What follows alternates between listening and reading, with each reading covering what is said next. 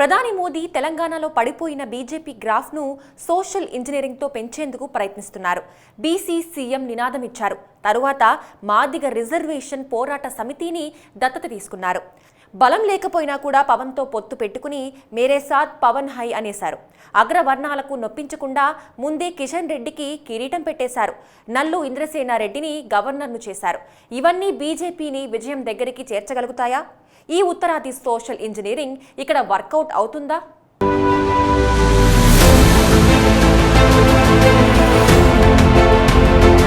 దక్షిణాది రాజకీయాలు భారతీయ జనతా పార్టీకి ఇంకా అర్థం కాలేదా? ఉత్తరాదిలాగా 3-4 కులాలు కాంబినేషన్లు కలిపేసి ఓ అగ్రకులం మద్దతును తెర వెనుక కలిపేస్తే విజయం ఖాయము అని అనుకుంటున్నారా? ప్రస్తుతం తెలంగాణలో భారతీయ జనతా పార్టీ వ్యూహం చేస్తూ ఉంటే యూపీలో బీజేపీ అనుసరించిన కులాల కలిపివేత ఫార్ములానే గుర్తుకొస్తోంది. మొదట బీసీ ముఖ్యమంత్రి అన్నారు. తరువాత మాదిగ వర్గీకరణతో ఆ వర్గానికి అండగా ఉంటాము అని అన్నారు. పవన్ కళ్యాణ్తో పొత్తులు పెట్టుకుని కాపు వర్గాన్ని కట్టిపడేసుకున్నాము అని అనుకుంటున్నారు.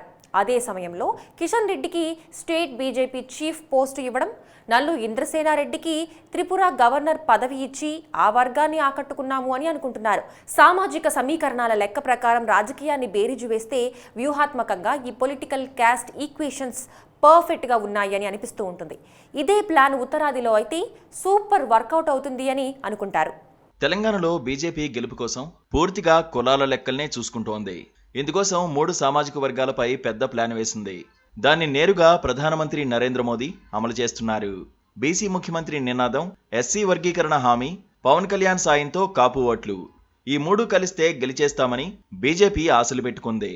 ఆ ప్రకారమే పనిచేసుకుంటూ పోతోంది. బీజేపీ గెలిస్తే బీసీ సీఎం వస్తారని బీజేపీ ఇప్పటికే ఉధృతంగా ప్రచారం చేస్తోంది. అది ప్రజల్లోకి వెళ్తుందా లేదా అన్న సంగతి పక్కన పెడితే తెలంగాణలో మెజారిటీ వర్గం బీసీలు.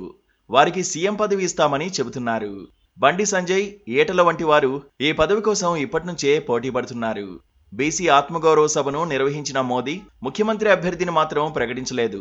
కానీ బీసీ సంఘాల సమావేశంలో ఈటల రాజేందర్ సీఎం అవుతారని చెప్పినట్లుగా ప్రచారం జరుగుతోంది. అదే సమయంలో ఈటల రాజేందర్ కూడా తనకు ప్రధాని మోదీ హామీ ఇచ్చారని చెబుతున్నారు. ఈ విషయంలో పార్టీ నేతల మధ్య ఏకాభిప్రాయం రాదు. ఎందుకంటే బీజేపీ పార్టీకి ఓ ఊపు తీసుకొచ్చిన నేత కూడా బలమైన బీసీ లీడరే. ఆయనే బండి సంజయ్. పార్టీకి ఏ పరిస్థితుల్లో ముఖ్యమంత్రి పదవి అవకాశం వచ్చినా బీసీ నేత హోదాలో ఖచ్చితంగా బండి సంజయ్ రేస్లో ఉంటారు. ఈ అంతర్గత విషయాలను పక్కన పెడితే బీసీ సీఎం అనే నినాదాన్ని బీజేపీ సీరియస్ గా ప్రజల్లోకి తీసుకువెళ్లే ప్రయత్నం చేస్తోంది. అయితే అందరూ బీసీలు ఏకపక్షంగా మద్దతు ఇవ్వరు కాబట్టి మరో 2 కాంబినేషన్లు సెట్ చేసుకున్నారు. అందులో మాదిగ వర్గం ఒకటి. ఎస్సీ వర్గీకరణకు కమిటీ వేస్తామని చెప్పేందుకు మోదీ భారీ బహిరంగ సభ ఏర్పాటు చేసుకున్నారు. మందకృష్ణ ముందుండి నడిపించారు. ప్రధాని వంటి వ్యక్తి పిలిచి సభ ఏర్పాటు చేయమంటే మందకృష్ణ వద్దనుకుంటారా? సభలో మందకృష్ణను దగ్గరికి తీసుకుని ఓదార్చడం దగ్గర నుంచి ఈ విషయంలో తమ నాయకుడు మందకృష్ణేనని చెప్పడం వరకు ఆ వర్గాన్ని మోదీ ఎలా ఆకట్టుకోవాలో అలా ఆకట్టుకోవడానికి ప్రయత్నించారు. ఎస్సీ వర్గీకరణ అనేది పెద్ద వివాదాస్పద అంశం. నిజానికి నరేంద్ర మోదీ కశ్మీర్కు ఉన్న ప్రత్యేక రాజ్యాంగం దగ్గర నుంచి బాబ్రీ మసీదు సమస్య వరకు పరిష్కారం చూపించగలిగారు. ఎస్సీ వర్గీకరణ అనేది పెద్ద సమస్య కాదు. కానీ మోదీ సభకు వచ్చి తాము అండగా ఉంటామన్నారు. పోరాటానికి మద్దతుగా ఉంటామన్నారు. వర్గీకరణ కోసం త్వరలో ఓ కమిటీ వేస్తామన్నారు. నిజానికి వర్గీకరణ కోసం కమిటీలు గతంలో వేశారు. అదో పెద్ద చరిత్ర. 2014 ఎన్నికల సమయంలో తాము అధికారంలోకి వచ్చిన 100 రోజుల్లో ఎస్సీ వర్గీకరణ పూర్తి చేస్తామన్నారు మోదీ. కానీ ఇప్పుడు 9.5 ఏళ్ల తర్వాత కమిటీ వేస్తామని భరోసా ఇచ్చి అదే మాదిగ వర్గంతో జేజేలు కొట్టించుకుని తెలంగాణలో ఓటు రాజకీయం చేస్తున్నారు. మోదీ తాజాగా ఇచ్చిన హామీతో బీజేపీ ఆలోచనల ప్రకారం తెలంగాణలో ఆ వర్గం ఓట్లు బీజేపీకే పడాలి. మోదీ సామాన్యమైన రాజకీయ నేత కాదు. కానీ ఆయనది ఉత్తరాది రాజకీయం. మరి దక్షిణాదిలో ఆయన కుల సమీకరణాలు ఎంతవరకు బీజేపీకి ప్లస్ అవుతాయి? ఇటీవల ఎల్బీ స్టేడియంలో జరిగిన బీసీ ఆత్మగౌరవ సభలో పవన్ కళ్యాణ్కు ప్రధాని మోదీ ప్రత్యేకమైన ట్రీట్మెంట్ ఇచ్చారు. ప్రసంగంలో మేరా సాత్ పవన్ హే అనేశారు. తన వెనుక పవన్ ఉన్నారని గొప్పగా చెప్పుకున్నారు. మందకృష్ణ విషయంలోనూ అలాగే మాట్లాడారు. వర్గీకరణ పోరాటంలో తమ నాయకుడు మందకృష్ణ అన్నారు. పవన్ కళ్యాణ్ను ఆప్యాయంగా పలకరించారు. తన వెనుక పవన్ ఉన్నారని గొప్పగా చెప్పుకున్నారు. మున్నూరు కాపు ఓట్లపై మోదీ కన్నేసి ఇలా చేశారని ప్రత్యేకంగా చెప్పాల్సిన పనిలేదు. పైగా పొత్తు కూడా పెట్టుకున్నారు. తెలంగాణలో జనసేన బలం దాదాపు 0. 2019 ఎన్నికల్లో జనసేన పార్టీ పోటీ చేసింది. ఆ పార్టీ తరపున 8 చోట్ల అభ్యర్థులు నిలబడ్డారు. పవన్ కళ్యాణ్ తన చేతుల మీదుగా బీఫామ్ ఇచ్చారు. ఆ 8 పార్లమెంటు స్థానాల్లో అభ్యర్థులు సాధించిన ఓట్లు 85,000 మాత్రమే. అంటే సగటున ఒక్కో నియోజకవర్గంలో 10,000 ఓట్లు కూడా రాలేదు. ప్రతి పార్లమెంట్ నియోజకవర్గంలో 7 అసెంబ్లీ సెగ్మెంట్లు ఉంటాయి. అంటే ఒక్కో నియోజకవర్గంలో సగటున 1,200 ఓట్లు వచ్చాయనుకోవచ్చు. ఆ తర్వాత కూడా జనసేన పార్టీకి నిర్మాణం లేదు, క్యాడర్ లేదు.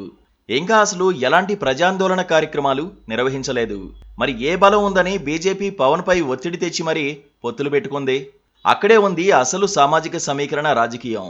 బీసీ, మాదిగ, కాపు కాంబినేషన్తో హిట్ కొట్టాలని బీజేపీ తాపత్రయం. ఈ సామాజిక సమీకరణంలో ఎవరూ ఊహించని మరో కోణం కూడా ఉంది. అది రెడ్డి వర్గాన్ని ఆకట్టుకోవడం. తెలంగాణలో రెడ్డి సామాజిక వర్గాన్ని కాదని రాజకీయం చేయడం అంత తేలిక కాదు.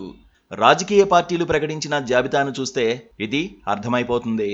బీసీ ముఖ్యమంత్రి అభ్యర్థిని ప్రకటించాలనుకున్నారు కాబట్టి రెడ్డి నేతను రాష్ట్ర బీజేపీ అధ్యక్షుడిగా నియమించారు. సీనియర్ నేత నల్లు ఇంద్రసేనారెడ్డికి గవర్నర్ పోస్ట్ ఇచ్చారు.